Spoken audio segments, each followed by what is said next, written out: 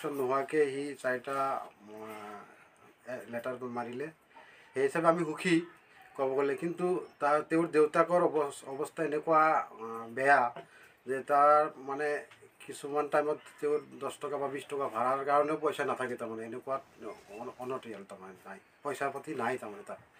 এতিয়া যদি কোনোবাই আমাৰ হিমন্ত মামাই বা আমাৰ মুছলিমৰ ত্ৰাণকৰ্তা বা বদৰুদ্দিন আজমল চাহাবে যদি সহায় কৰে, তেতিয়াহ'লে আমি ছোৱালীজনীক ভালকৈ ছায়েন্সত পঢ়াম বুলি এটা আশা আমি ৰাখিছোঁ। আৰু ছোৱালী আজি ভাল ৰেজাল্ট কৰিছে, কি জনাব?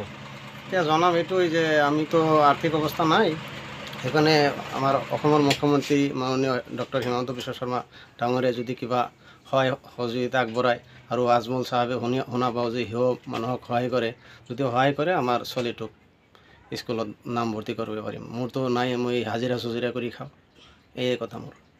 ক'ত পঢ়িছিল আপোনাৰ ছোৱালী? আমাৰ ছোৱালী বেতকুছি হাইস্কুলত পঢ়িছিল, চৰকাৰী হাইস্কুলত। কিমান পাইছে পাৰ্চেণ্টেজ? 77.66। এতিয়া কি পঢ়াম বুলি ভাবিছে? আমি ভাবিছিলোঁ ডক্টৰ পঢ়াম, সিও সৰুৰ পৰা ডক্টৰ পঢ়িব বুলি আশা কৰি আছে, কিন্তু আৰ্থিক অৱস্থা দুৰ্বল কাৰণে চিন্তাত পৰি গৈছোঁ।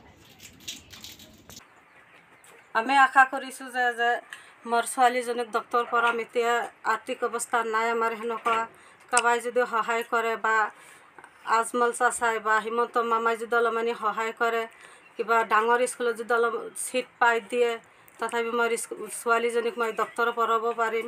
মোৰ ছোৱালীজনী সেনেকুৱা